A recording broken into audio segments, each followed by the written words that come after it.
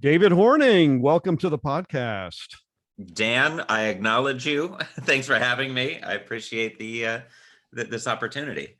Duly noted, my brother.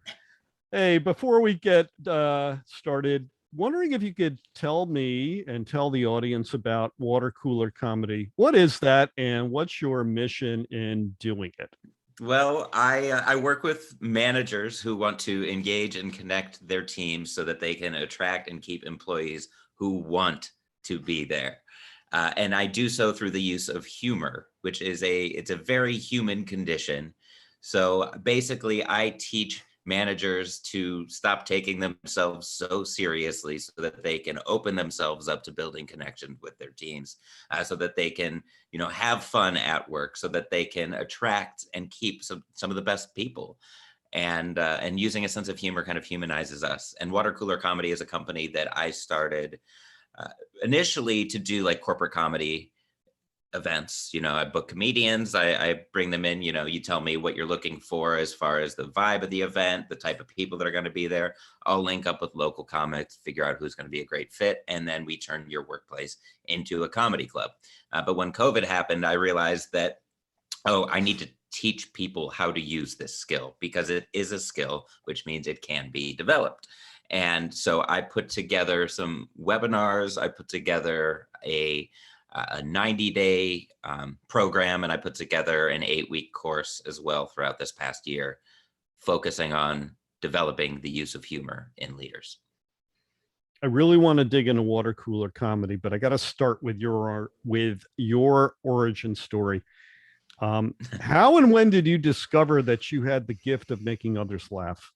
I was a kid. I was real little. And it wasn't just that I made all my classmates laugh. I made it my goal to make my teachers laugh, because if I could make adults laugh, then I couldn't get in trouble for being the class clown, right? If they're laughing, they can't yell at me. And so, they did, which was fun. But that experience of just making people feel good and taking something as boring as going to school and being able to inject my personality into it, and figuring out the timing of it, and learning when's the right place to use humor, when's not the right place to use humor, and when it isn't the right place to use humor, how can I do something similar? And that's always been a fun game for me. And I went to school for political science because I've always wanted to make a difference in people's lives, and I thought that was the way to do it. So I've always had an inherent interest in politics, and that it was a really disheartening experience, because I learned that politics are about politics and not about people. It's about winning and not helping people. And that was really kind of a shock to my system. And just at that moment of realization, I lost a close family member. And at the funeral, I helped my family get through it through using my sense of humor. And that's when I realized, okay, this is what I need to do. This is how I'm going to help people. And I've been fighting the uphill battle ever since. It's really interesting that you discovered that you could get your family members through probably the worst experience of their lives through humor. My late father-in-law was a funeral director, and he was the funniest guy on the planet. Funeral directors are enmeshed in absurdity. Yep. And gosh, when things go horribly wrong in the funeral business, it's bad, but it's often very funny. And so it is, yeah. Yes. So your work benefits working people and companies. And I want to know, what does comedy do to positively impact and improve the workplace experience that they have? It creates a narrative shift, first and foremost. If you're laughing together with your coworkers, it creates instant connection. If you laugh with somebody that you didn't necessarily care for, all of a sudden in the back of your mind, you might not be thinking it consciously, oh, this person's all right. It's that instant trust that really brings us together through humor. And that's where I found the value in this.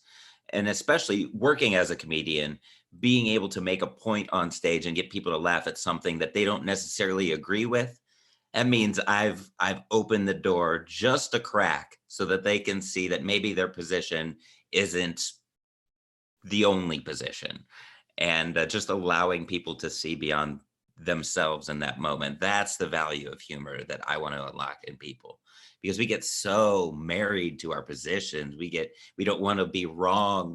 But we don't have all the answers. And so being able to laugh at that kind of opens us up to connecting with other people and to connecting with a deeper sense of ourselves, and connecting ourselves with new ideas. I spent 20 years in recruiting. I was a headhunter. And among the biggest motivations that you see in successful people is money and recognition. Mm. And the recognition part used to be very singular. How am I recognized, as opposed to the new narrative, which is how can we all be recognized? How can I recognize you? How can you recognize me? But how can we all be recognized and recognized each other?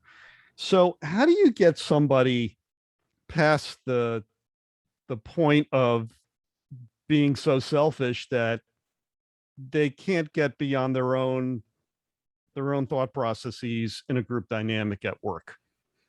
Well, I can't go into it as saying, I'm going to come in here and I'm going to change your mind. It's got to be an organic process. I look at it from the point of view that we all, like, our common ground, we all want to have a positive experience. We all want to have a good day. We all want to go home feeling better than we did when we got wherever it is. And so just starting from that point and working backwards, I think, is important, because you're dealing with a diverse cast of characters. So if I walk into a room and I think I'm going to change your mind today, I've already lost, because I'm not focusing on the right thing. What I need to focus on first and foremost is making that connection, and then developing that rapport and trust. And then we can get them thinking outside of themselves a little bit. Then we can start the process of a change in perspective, because if they don't like me, nothing I say is going to matter. So I can't walk in thinking I'm going to make you like me. I have to authentically be curious about where they are, ask questions, meet them where they are. I mean, just in a podcast standpoint, your job as a host is to ask questions. You immediately make yourself endearing to me, because now I'm talking about myself. It's the same sort of thing when you walk into a relationship, a professional relationship. If I'm sitting down with a manager and they want to figure out how to get people to want to stay with them, I'm not going to walk in and be like, well, you're doing things wrong, because immediately they're not going to like me. I'm going to ask questions about what they've been doing, what's worked well, what their biggest wins have been, and then start working towards that moment of realization. But until I make that connection, there's going to be no breakthrough. So what's the breakthrough come from? Is it a recognition of absurdity? In some cases, yeah. In some cases, we all behave absurdly, and then we try to rationalize it in hindsight. And that, to me, that's comedy right there. It's built into every single experience we have. Every single thing we say and we do is rooted in being irrational, and then rationalizing it in hindsight, which that's such a fun playground for me. But the moment of realization for them, it can come in a lot of different forms. It depends on the person, of course, but when it comes to using humor, everybody has a subjective process. So maybe it's laughing at something. The trick that I like to use is to get them to recall stories from when they were younger. That moment that now you can look back at it and laugh. What sort of behaviors did you do then that you're still doing today with something that is totally unlike that experience? So as a kid, we try to be cool, we want to be liked, and we don't know who we are yet. And we're going through this experience. We're still going through that experience. And so to kind of draw a parallel between those two things, if you can laugh at something that you did in hindsight that you've laughed about for a while now, and then apply that same perspective to something that you're currently dealing with or more recently dealing with, that's when the light bulb will flick on. So how does that work with a high-flying executive? And I know you deal with these folks. They have spent their days and their waking hours crafting every little nuance of their narrative, and they want to be perfect, and they want to be perceived as perfect. And none of us are. We all come from the shared experience of failure, and that failure and that embarrassment is a constant reminder of where we come from. So how do you get somebody who is so image conscious? They feel like, they have to look like they walk on water to the head count that they manage. Mm-hmm. How do you get that person to drop their drawers metaphorically? It's asking questions. Yeah. And then it's perpetual curiosity. Yesterday I was watching Ted Lasso, which is it's a lighthearted comedy. So if you're looking for a little palate cleanser, definitely check out Ted Lasso. It's a great show. But he mentioned something to one of the antagonists of the show. He said, and I'm paraphrasing and I'm probably going to butcher it, but essentially most people go through life making judgments.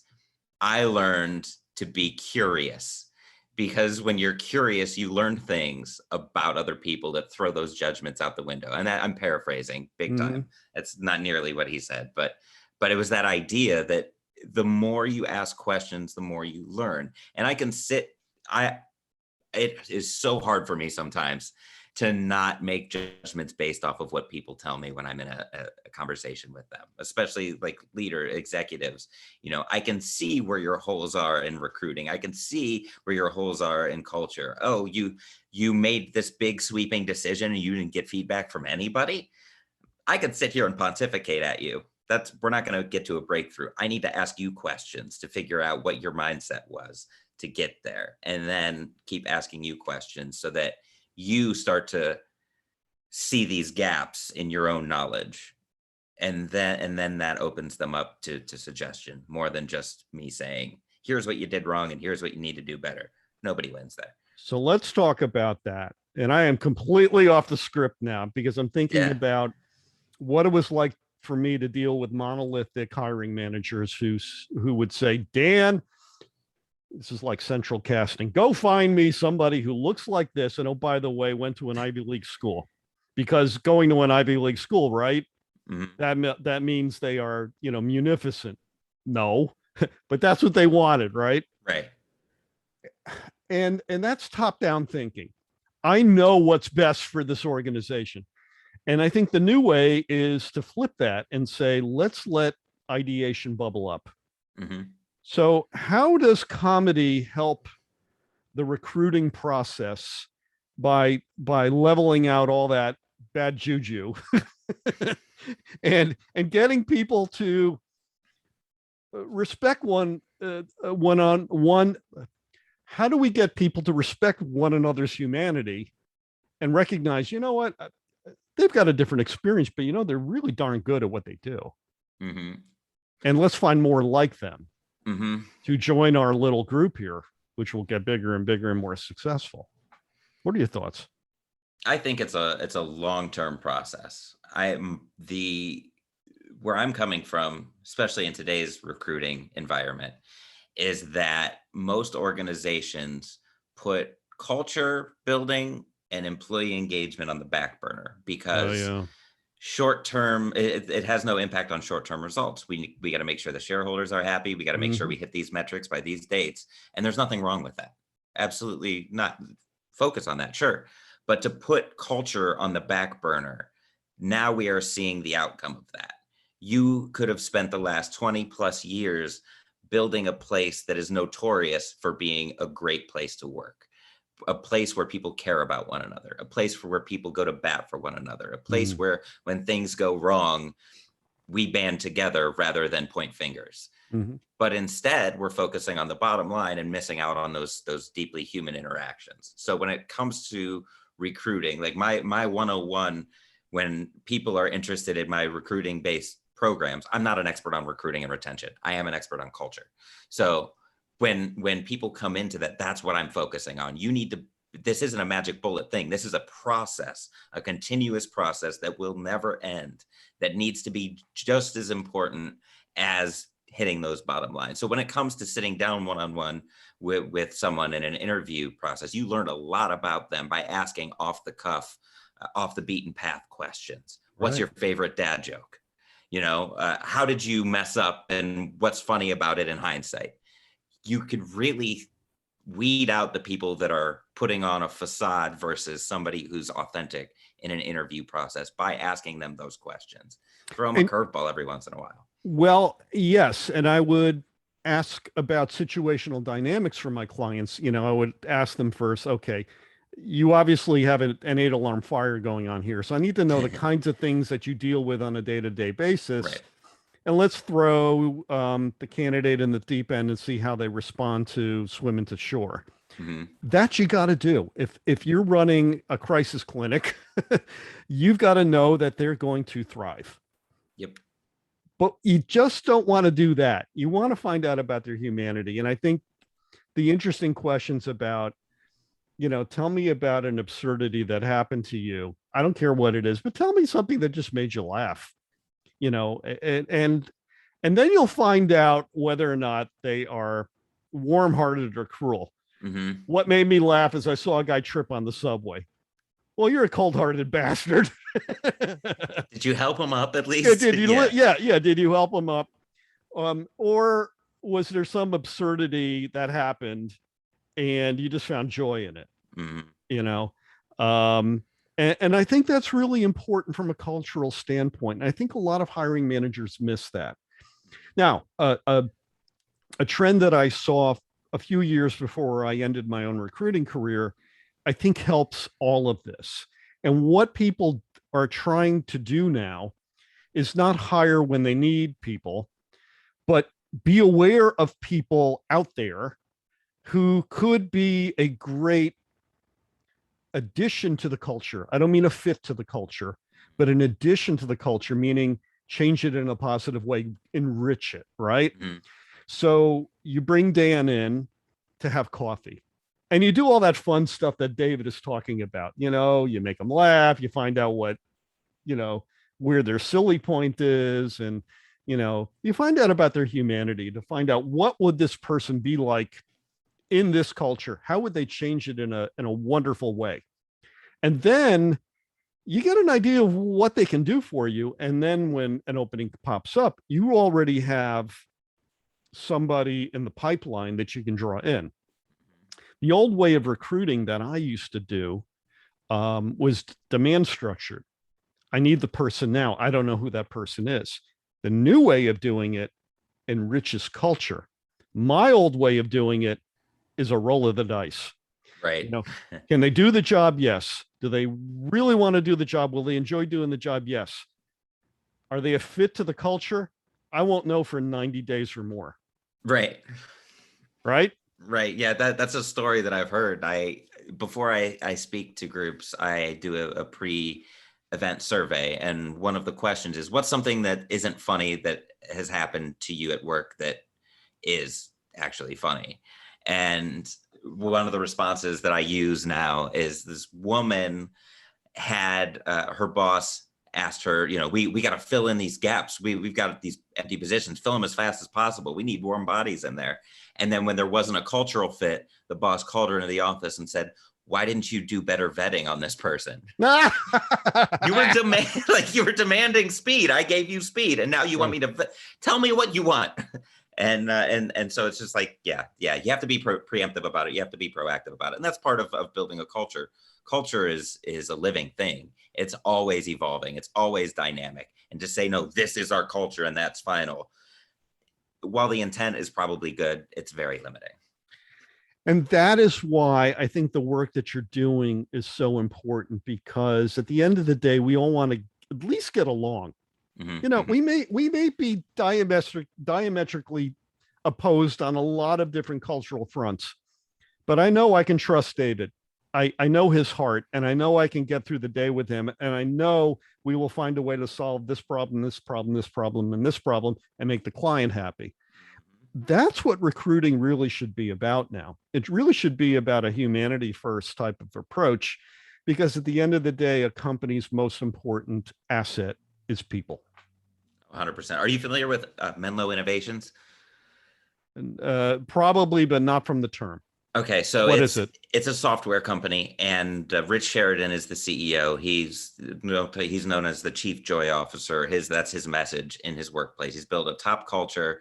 It brings people in from all over the world to just kind of walk into the workplace, get a feel for what it's like to work at Menlo Innovations.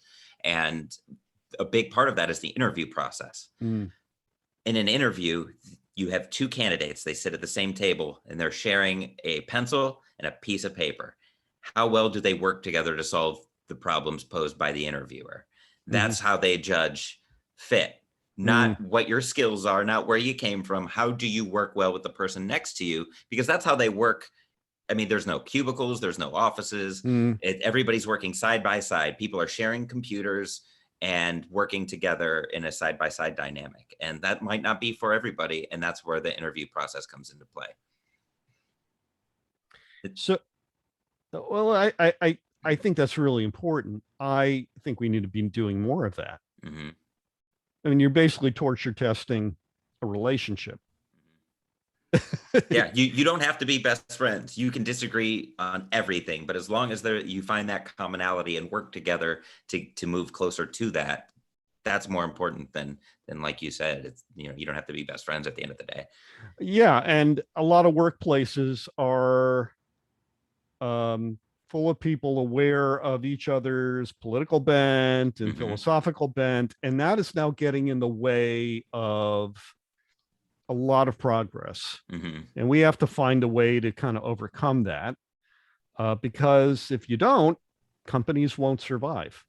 Their best people will leave. They'll run with their hair on fire to get out of the building. Right? Oh yeah. We were talking a little bit before we started recording. I spent the day yesterday with my parents, who we don't agree. We don't see eye to eye politically. And even when, my mom she's so good at poking the bear. She knows, what pushes my buttons. But I've learned over the last couple months that nothing I say is going to convince her otherwise. It's wasted energy. Let's talk about how good her stuffed shells are instead. Our goal here, if we're looking at this from a professional relationship, is to leave our exchange, both of us feeling better than we were when we got here. So let's focus on that. We're not going to have a disagreement over something when I know I'm not going to get through to you. And I'm not going to sit here and grill you and ask you questions to get you to question your own beliefs. If you want to believe what you believe, that's fine. Just don't hurt anybody. And that's where I stand. Well, that's a perfect segue to my next question, which has to do with the hardness of comedy. And it made me think of an event that I went to, almost 20 years ago. It was a roast for a former boss of mine. And it was at a summer camp. And so somebody had the brilliant idea not to do a comedy roast. And so the roast got really ugly. And I'm not going to get into the details of it, but it crossed every area that you should never cross. Sexuality. This is a summer camp. So, you can just imagine where a comedian can go with something like this. Well, the roastie, my former boss, was so angry at the end because he felt that these people had besmirched the good reputations of his friends and fellow campers and stuff like that. How do you make comedy work in a way that doesn't hurt people? How do you get it? I mean, I'm of a certain age. I turned 60 this year. I grew up listening to, shock jocks and, comics that did ethnic jokes. I don't think that stuff's funny anymore, but that was normal back when I was a teenager. How do we get to a better place so that the comedy is joyful? And how do you turn people around so that they recognize, dude, this isn't going to work. This is going to blow up in your face. Don't go there. It's a process, just like everything else. So first of all, did they hire comics for that roast, or was it like employees that were writing the jokes? Former employees that had professional careers, some of whom had done stand-up comedy. Okay. So they were good at what they did. Their timing was spot on. Their delivery was really good, and their content was painful. I'll just leave it at that. So Are you, let me clarify your question. Is this about like stand-up comedy? You go to a comedy club, comedian gets on the stage and has a bit about a sensitive topic, or are we talking more in the workplace? I'm talking more in the workplace. Okay. You and I talked about a program I'm familiar with that trains veterans who have been in war and their families to learn stand-up comedy. Mm-hmm. That stuff is raw, but it never gets sexual. They have ground rules, Mm-hmm. right?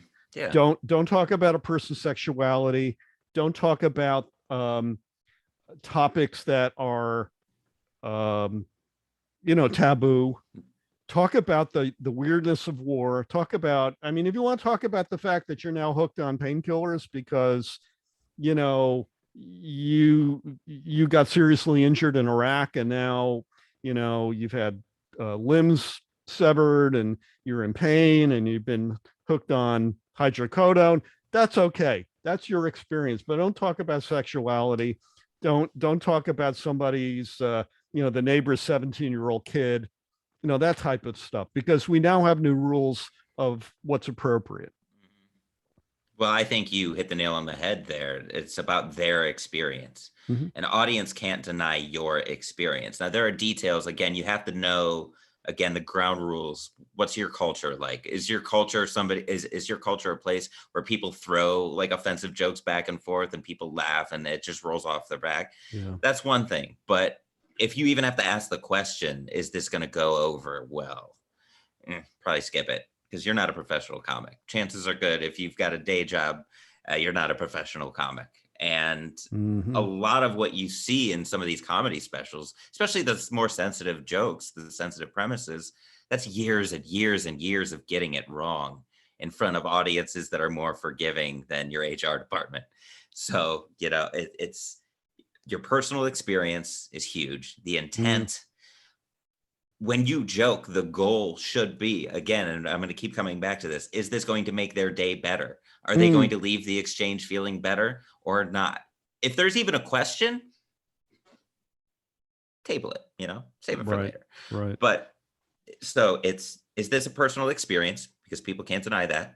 What is the intent? Is the intent to uplift or to tear down? Is the intent to break down barriers or to build barriers? Is the intent to manipulate or to connect? So intent is everything. And then again, it's communication. A lot of comedy is communication. So if I say something that I think is innocuous, but it hurts somebody else, it's not my place to say whether or not that person should have been offended. I don't know what they've gone through. I don't know their experience. So when somebody comes to me and says, I didn't appreciate what you said, now I have questions like, okay, how can we make this better next time? What did I do? Where did I cross the line? I want to avoid that next time. And so now I know where my boundaries are. When working within boundaries, you can be as creative as you want, but you know where those guardrails are. Whereas not having guardrails opens the door for a lot of mistakes. And lawsuits. Exactly. Yeah. And so when I say humor in the workplace, I get that kind of that leaning back in the seat, like, where is he going to go with this? And when I did that conference live, one of the questions that I asked the audience is, what do you think of when you think of humor in the workplace? And that was the first thing somebody said. It was lawsuits. And okay, cool. Let's break down that stigma, because humor in the workplace isn't about telling the best joke. It's about building stronger connections. And so if you're offending people, you're betraying the real positive outcome that comes from using humor in the workplace. And that is building connections. That is a deeper understanding of one another. So many, many years ago, before my recruiting career, I was in the advertising agency space, and I worked for a company that was pretty formidable. We had really big clients. We had like Pepsi and American Express and Cadillac and American Tobacco, and that alone was good for comedy, you can imagine. So Dan, my mother would ask, so tell me about your client. And I'm like, my mother does not smoke. And this is, she's going to think I'm like trying to talk 17-year-olds into smoking cigarettes. No. But one thing happened that I think about that I think is a really good avatar for how to do comedy right. And this happened organically. So as a big company, we had, hundreds of people, and it really tense. I mean, very, very tense. And when you work in an advertising agency, you have to bill your time to the client. And we had this device called an Auditron that was hooked up to the fax machine. Yeah, we had a fax machine back in the day, and the copy machine, and a lot of other things. And this one person we suspected had sent out a company-wide memo just because of how it was written. And the company-wide memo indicated that Auditrons were now being put on all the bathroom stalls. And you had to put your client's number into the thing to open up the stall. And if you stayed in there too long, the door would swing open and the paper would roll up and you would have to be, on your way. Well, the guy would never admit to it, even to this day, would never admit to writing that memo. But it just made everybody laugh to the point where we forgot all our problems for at least a couple of days, right? I mean, it wasn't stand-up comedy, but it was pure comedy in the sense that it was cleverly executed. It took our own experiences of, God, we hated putting in client numbers. I mean, you spend all your day trying to remember how much you billed to this client versus that client. It was the bane of our existence, but he took the most absurd example of how it could be used and made it relatable. And I think that's what that's an example of what a company can do to break the ice between unnatural constituencies, right? That's a good point. Yeah. To get everybody really feeling good and laughing at the absurdity of the crazy stuff we have to do in this company. Yep. That's a great bonding moment too. Just to acknowledge the absurdity, but then take it to the nth degree. Like, this would never happen, but let's magnify what we're already looking at and have some fun with that. And that's a pretty harmless way of doing it. And again, it does bring people together and helps people not forget the problems, but minimize them, make them more temporary, make them more manageable. And that's a real outcome of using humor is it makes problems seem smaller and gives that subconscious message that if we can laugh about it, we can do something about it. So growing up, who were your favorite comedians? I went through phases. Yeah. I think it was because I used to write parodies. I was in theater in high school, and so I would write very slapstick parodies of whatever musical we were in. So I was really into like Airplane and Monty Python growing up. And then when I started listening to stand-up, I really enjoyed Mitch Hedberg's wit, his joke writing, his one-liners, the way he carried himself. And then Jim Gaffigan was another one that really, Sure. I'll never forget watching his first special, Beyond the Pale, in my buddy's living room. And just, I couldn't breathe because I was laughing so hard.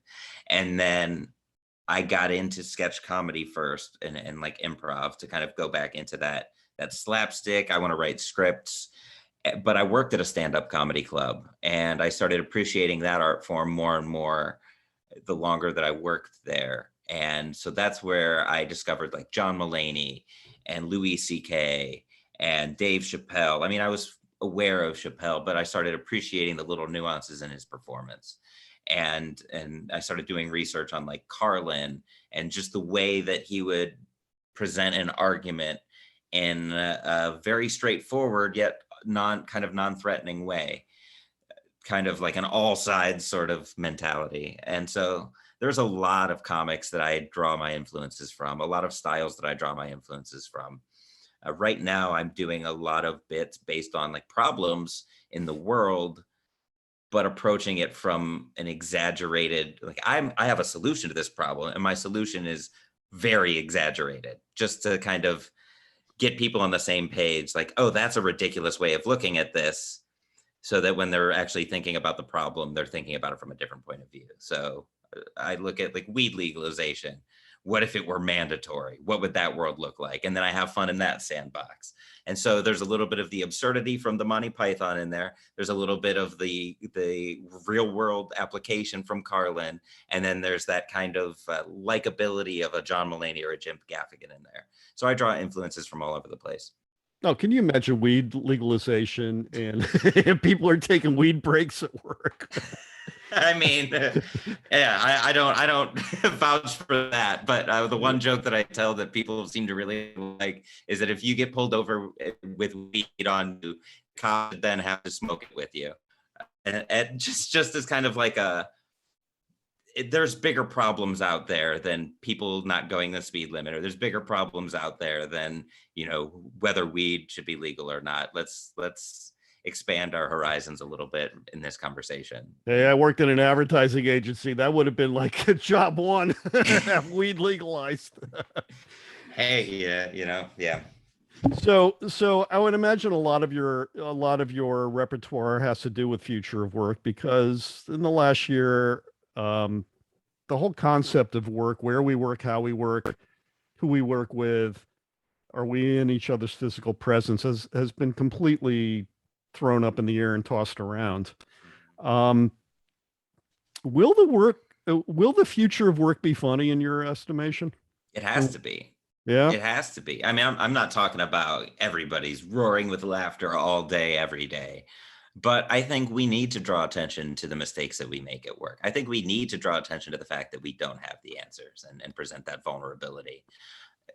It's being able, we don't have the answers. Like that's the thing that's so funny, is that we try to put on this facade that we do have the answers, that I'm the one that can solve the problem. And that's dishonest. It betrays trust. And we need more trust. We need more vulnerability. We need more honesty, and being open to the fact that we're human does that. And comedy is the human experience. And so yes, the future of work does involve comedy. It does involve laughter, because with more and more jobs that are going to be automated, more and more jobs that are going to be better done by AI, we have to lean into what makes us human. And what makes us human is our creative side, and is our ability to connect with one another. And humor is part of both of those processes. And I think it'll help to mitigate the fear that a lot of people have of losing a job to a robot. David Horning, you've been a great guest, and I appreciate you being on the podcast. Before we depart, I was wondering if you could point our listeners to your social media, and also how they can get in touch with you if they have any questions. Yeah, absolutely. My social media is so vastly different from one another. Twitter is where I try new jokes. Instagram, I'm at the David Horning on both Twitter and Instagram. And then LinkedIn, blog posts, I'm talking about the future of work. I'm talking about leadership. So you can find me on there. And then my website is watercoolercomedy.org. There's links to my podcast there. There's links to my blog, my programs, all of that. You can get a hold of me there. There's a contact page, or you can just shoot me an email, david@watercoolercomedy.org. I'm very easy to stalk. You're very easy to stalk. And very easy to stalk. If I ever get a stalker, they just look at my Instagram. What shows is David doing this week? They're all there. So, yes. And we'll have all that information in the show notes for your episode. Thank you so much. Hey, thank you for having me. This was fun.